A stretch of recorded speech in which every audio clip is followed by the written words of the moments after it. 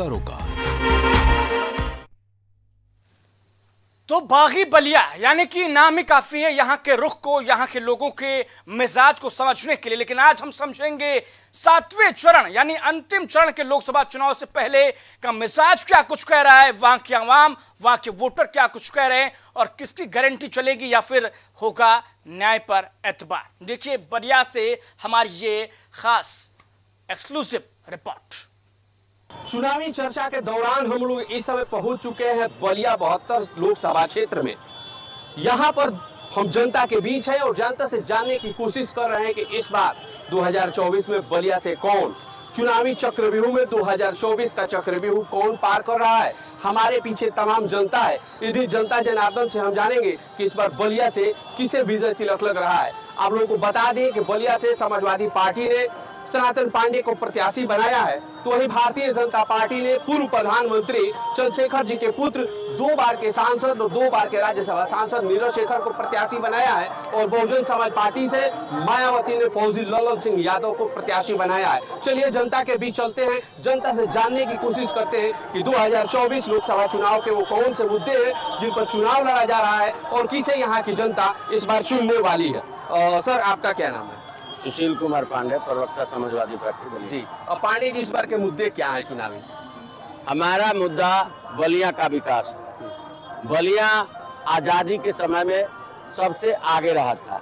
सन 1857 में अंग्रेजों के सीने में सबसे पहले गोली बलिया के लाल ने दागी थी। सन 1942 में सबसे पहले बलिया आजाद हुआ था। हमने जो बलिदान दिया है इस देश के आजादी के लिए, इस देश के खुशहाली के लिए, भारत के संविधान के लिए, उस बलिदान के एवज में हमारे बलिया का विकास नहीं हुआ है। हम विकास की बात करते हैं। जी। सर आपका क्या है? अरुण सिंह मंटू, जिला मंत्री भारतीय जनता जी। और बंटू जी भारतीय जनता पार्टी से जिला मंत्री हैं, आप क्या कहेंगे? देखिए इस समय जो ये चुनाव है जी, यह पूर्ण रूप से भारतीय जनता पार्टी का जो एजेंडा है वो है राष्ट्रवाद। राष्ट्रवाद पे भारतीय जनता पार्टी चुनाव लड़ रही है। मैं ये कह सकता हूँ उससे कीजिए। लेडीज को थोड़ा सा आप लोग प्लीज जगह दे दीजिए, थोड़ा सा और फैल के वहीं पे ठीक है, हम लोग आपके पास आ जाएंगे। जी बंटू जी कंटिन्यू करें। देखिए मैं कह सकता हूँ भारतीय जनता पार्टी इस देश के अंदर एक ऐसी पार्टी है जो राष्ट्रवाद पे चुनाव लड़ती है और हम कहते हैं हमारे लिए पार्टी से भी पहले राष्ट्र है, राष्ट्र के बाद हमारे लिए पार्टी है। और भारत ही नहीं पूरी दुनिया में भारत को पूरा परम वैभव को पहुंचाने के लिए हमारे यशस्वी प्रधानमंत्री नरेंद्र मोदी जी दिन रात काम कर रहे हैं। और उत्तर प्रदेश के यशस्वी मुख्यमंत्री दोनों ही सरकारों की जो जन कल्याणकारी योजनाएं हैं, पहली बार ऐसा अवसर आया है कि सरकार की जो कल्याणकारी योजनाएं हैं वो जनता तक सीधे उसका लाभ मिलता है। इसके पहले की सरकारों में स्वयं उस सरकार के ही नेता के द्वारा कहा गया कि 100 रुपया जाता है तो 85 रुपया जनता तक नहीं पहुंच पाता है, सिर्फ 15 रुपये ही जनता तक पहुंचते हैं। तो जिस सरकार के नेता ने इस बात को स्वीकार कर लिया कि हमारी सरकार के द्वारा जो जन कल्याणकारी योजनाएं लागू की गई हैं वो कहीं ना कहीं बीच में ही बिचौलियों के द्वारा जो लोग उस प्रक्रिया में थे उन लोगों के द्वारा दम तोड़ देती थी, लेकिन हमारी सरकार ने सीधे वो किसी भी योजना का लाभ हो सीधे उसके खाते में जाता है। उसमें कहीं भी किसी भी प्रकार के बीच में किसी व्यक्ति को लूटने का अधिकार नहीं दिया है हमारी सरकार ने। ये हमारी सरकार की विशेषता है। जी आप क्या कहेंगे? आपका क्या नाम है? रुपेश चौबे, प्रदेश सचिव कांग्रेस। देखिए राष्ट्रवाद की बात हो रही है, अभी हमारे बड़े भाई बंटू जी ने कहा राष्ट्रवाद पे चुनाव हो रहा है। बिल्कुल राष्ट्रवाद पे बात होनी चाहिए और मेरा बहुत ही एक छोटा माना जाए इनसे डायरेक्ट एक सवाल है। राष्ट्रवाद की बात बलिया में होनी चाहिए, लेकिन क्या राष्ट्रवाद सिर्फ एक परिवार के लिए है?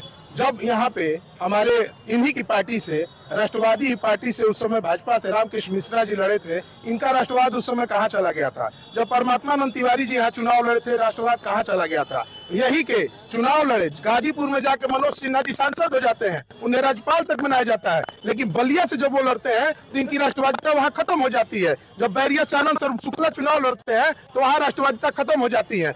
कराकट में ये राष्ट्रवादिता खत्म करके पवनवादी हो जाते हैं, उधर रविंद्र राठीवादी हो जाते हैं। अभी धनंजय सिंह जी जब तक भाजपा में नहीं आए थे तब तक ये धनंजयवादी हो गए थे। तो हमारा पूछना ये है कि राष्ट्रवादिता कहाँ है, किस रूप में आप राष्ट्रवादिता को मान रहे हैं? इसका जवाब हम बंटू जी से अभी ले लेते हैं। देखिए, पहली बात 1999 में अखिल भारतीय विद्यार्थी परिषद के सदस्य बनने के बाद ये लगभग कुछ व्यक्तिगत सवाल जैसा रुपेश जी ने किया है और हमारे मित्र भी रहे हैं।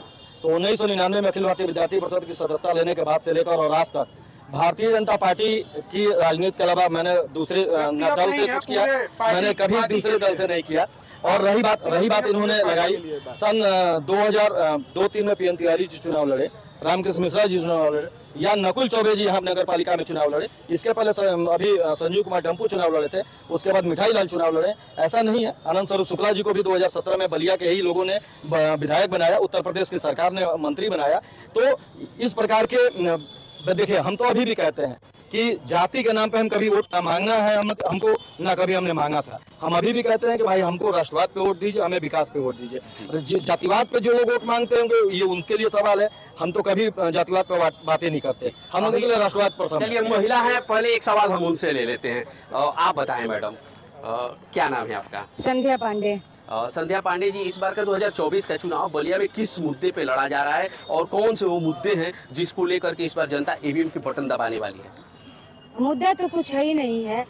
जितना पार्टी द्वारा काम किया गया है, चाहे महिलाओं के सशक्तिकरण के लिए, चाहे देश के विकास के लिए, उन्हीं सब जितना काम किया गया है उसी के आधार पे जनता के बीच में हम लोग जा रहे हैं और उसके लिए हम लोग वोट मांग रहे हैं। लेकिन दूसरी बात ये है कि ओबीसी और आरक्षण की बात बराबर कांग्रेस हो, सपा हो और सभी दल करते रहे हैं, ओबीसी की ही राजनीति करते हैं।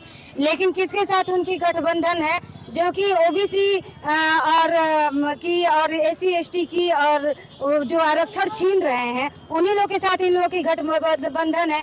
यानी कि पूरी जनता को ये ठगने का काम कर रहे हैं, मुल्क बनाने का काम कर रहे हैं। जी, चलिए इसका जवाब हम ले लेते हैं। इसका जवाब हाँ बता दीजिए।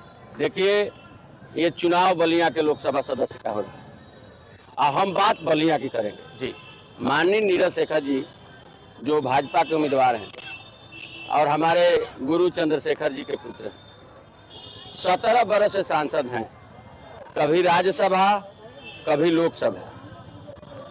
तो पहली बात कि उनको अपने जीत का विश्वास नहीं है, इसीलिए कायदे से ये होना चाहिए था कि जब भारतीय जनता पार्टी ने उनको लोकसभा का टिकट दे दिया तो दिल्ली में आने से पहले वो जाते राज्यसभा के सभापति जी के पास और माननीय सभापति जी को अपना राज्यसभा से त्याग पत्र दे देते। लेकिन वो चित भी मेरा पट भी मेरा का खेल खेल रहे हैं, पहला बात। दूसरी बात कि 17 बरस से वो सांसद हैं और सिर्फ अगर 5 करोड़ एक सांसद को सांसद यदि 5 करोड़ मिलता है, अगर 5 करोड़ के हिसाब से जोड़ा जाए तो 85 करोड़ रुपया हो रहा है। और मोबाइल अभी हमारे उस बच्चे के पास है। इस पूरे लोकसभा क्षेत्र में एक नाली तक 17 सालों में, ये नहीं, ये 85 करोड़ में एक नाली तक माननीय नीरज शेखर जी अपने नाम पर नहीं। आप ही के पार्टी से रहे हैं? हमारे पार्टी से रहे हैं। हमने उनके पिताजी के नाम पर, चूंकि हम लोग समाजवादी हैं और देश के सबसे पहले प्रधानमंत्री चंद्रशेखर जी थे, हमने उनके नाम पर समाजवादी प्रधानमंत्री स्वर्गीय चंद्रशेखर जी के नाम पर जननायक चंद्रशेखर विश्वविद्यालय बनवाया। लेकिन उस विश्वविद्यालय की स्थिति जब भाजपा सरकार बनी तो 7 साल उत्तर प्रदेश में भाजपा सरकार का हो गया। उस विश्वविद्यालय में पानी लगता है, हम लोग उसके लिए आंदोलन किए, जिलाधिकारी को पत्रक दिए, धरना दिए, वो तक वो ठीक नहीं करा पाए। और बलिया में काम नहीं करेंगे और सिर्फ वोट लेंगे, ये तो संभव नहीं है। बंटू जी जवाब दीजिए। देखिए, अभी बड़े भाई कह रहे थे कि हम लोग सबसे बड़े समाजवादी हैं। समाजवादी थे कौन? मुलायम सिंह यादव जी। जिनके लिए समाजवाद था। अब तो अखिलेश जी एक तरह से परिवारवादी पार्टी चला रहे हैं, एक परिवार का कब्जा है पूरी पार्टी के ऊपर। मुलायम सिंह यादव जी ने जिस समाजवाद को लेकर समाजवादी पार्टी का गठन किया था, उस मुद्दे से समाजवादी पार्टी भटक चुकी है और उसी का परिणाम रहा कि मुलायम सिंह यादव जी को जनमत मिली थी, उत्तर प्रदेश में उनके नाम पर बहुमत दी थी, उत्तर प्रदेश के लोगों ने उन्हें सत्ता में बैठाया, लेकिन मुलायम सिंह यादव जी ने अपने पुत्र अखिलेश जी को मुख्यमंत्री बनाया। मुख्यमंत्री बनने के बाद 2014 का चुनाव हारे, 2017 का हारे, 2019 का हारे, 2022 का हारे और साथ में 2 नगर निगम का चुनाव हारे।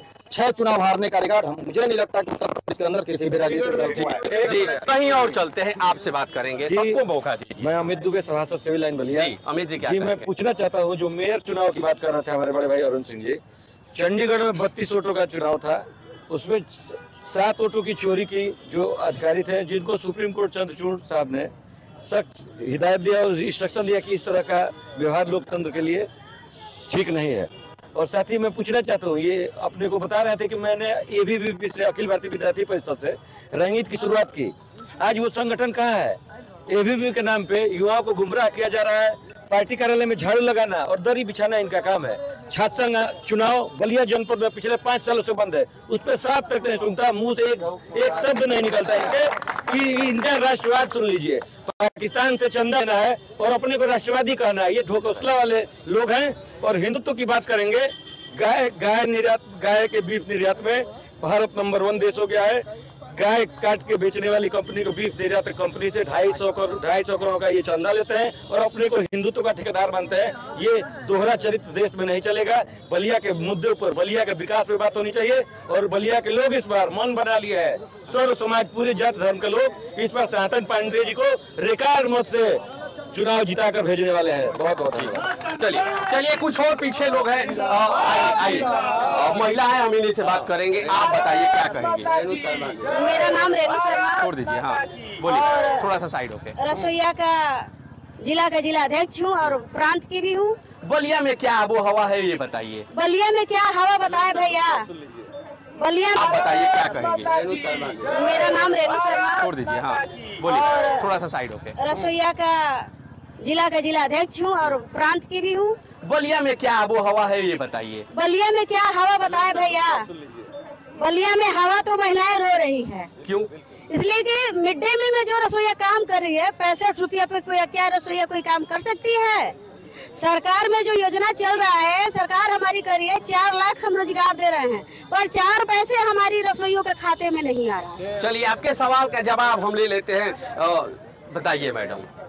जी ऐसा नहीं है, जो भी आता है फंड थोड़ा लेट सेट आता है तो मिलता है और निश्चित रूप से रसोइयों का मानदेय बढ़ना चाहिए, मैं इसका समर्थन करती हूं। चलिए आप महिला हैं, आपने सही कहा। आप बताइए भाई साहब, क्या नाम है आपका? मैं अंगद मिश्रा फौजी। हाँ। मैं फौज से रिटायर हूँ और मैं आपको बताना चाहता हूँ कि ये मोदी सरकार ने जिस तरह से नौजवानों को गुमराह करके अग्निवीर योजना लाया है, मेरे बलिया जिला में एक भी फैक्ट्री नहीं है, जबकि हमारे देश के प्रधानमंत्री दिया नहीं, कोई नहीं है। ये जो हमारा नौजवानों के लिए एकमात्र जो है फौज में जाने का था, उसको भी समाप्त करके अग्निवीर योजना जो है लाकर लोगों को, नौजवानों को घर पे भेज रहे हैं। देश के मोदी जी 75 साल के बाद भी टर्न मांग रहे हैं और नौजवानों को 4 साल में घर भेज रहे हैं। इसलिए यहाँ पे एक मुद्दा आपको बताना चाह रहा हूँ, यहाँ पे कोई मुद्दा नहीं है। भैया शोर मत कीजिए। 1 मिनट सुनिए, यहाँ पे कोई मुद्दा नहीं है, इस बार जातिवाद का मुद्दा है।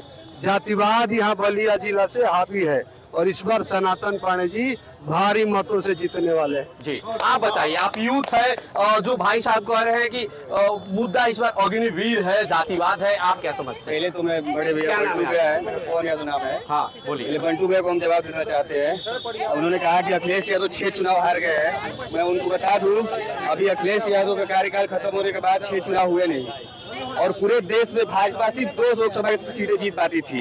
ये स्थिति थी भाजपा की और ये कह रहे हैं अखिलेश यादव 6 चुनाव हार गए हैं। आप बताइए थोड़ा, मैं पूरी क्रोनोलॉजी समझा देता हूँ भाजपा की।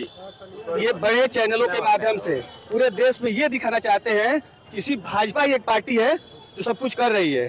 पूरे चैनल बिक गए हैं, गोदी मीडिया हो गई है, यही देशभक्ति दिखा रहे हैं। आप बताइए।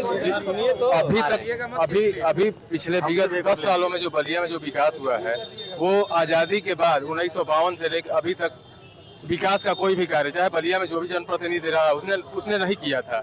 लेकिन जब से भाजपा की सरकार 2014 से आई है तब से जितना विकास कार्यों को गिनवा दीजिए। बलिया में हुटिंग नहीं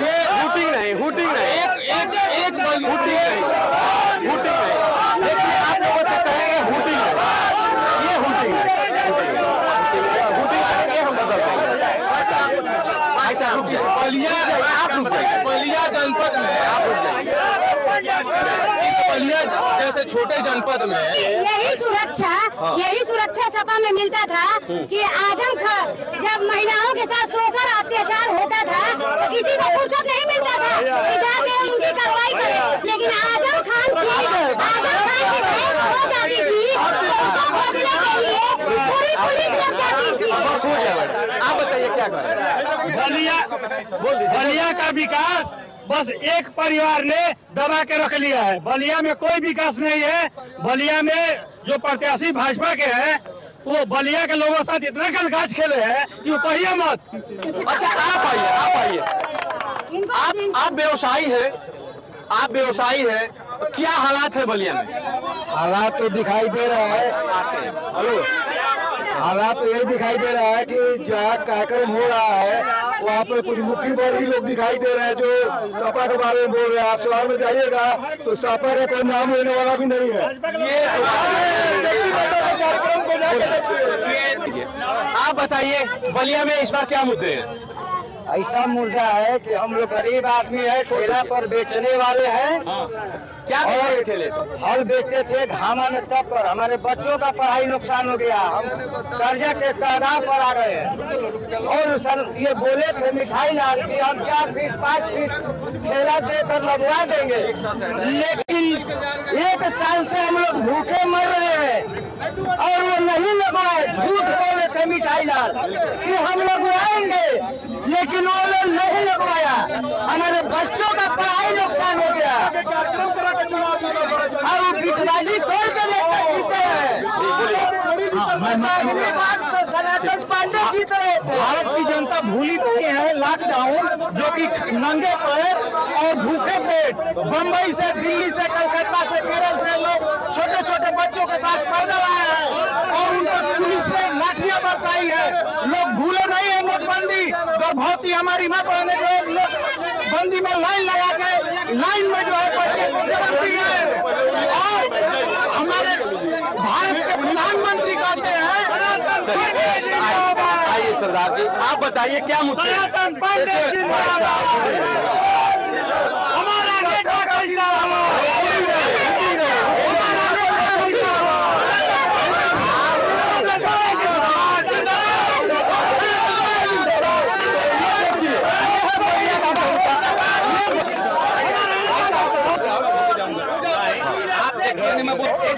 जवाब ले लेते, जवाब पाइए।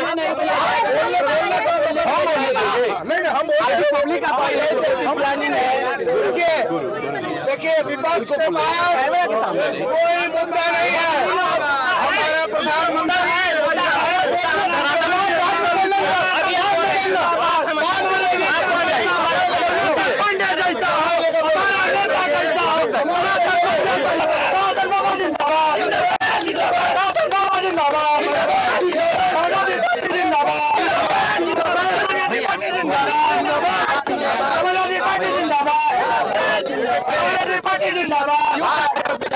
आदमी में बोल रहे थे कि एक परिवार ने बलिया का विकास रोक दिया। उसका कारण जान लीजिए, ये 40 साल इनके पिताजी सांसद रहे, 17 साल ये सांसद रहे। बलिया में विकास कुछ नहीं हुआ।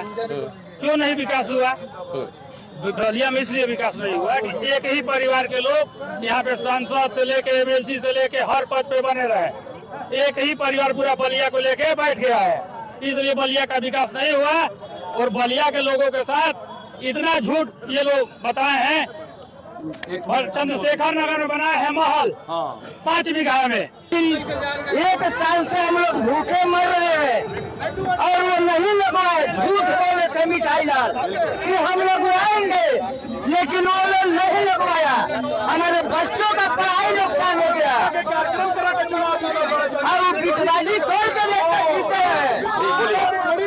अगली बार तो सनातन पांडे जीत रहे थे। भारत की जनता भूली नहीं है लॉकडाउन, जो कि नंगे पैर और भूखे पेट बम्बई से, दिल्ली से, कलकत्ता से, केरल से लोग छोटे छोटे बच्चों के साथ पैदल आए हैं और उन पर पुलिस ने लाठियां बरसाई है। लोग भूले नहीं है नोटबंदी। गर्भवती हमारी माँ बहने जो लोग बंदी में लाइन लगा के लाइन में जो है बच्चे को जबरती है। और हमारे भारत के प्रधानमंत्री कहते हैं हमारा नेता कैसा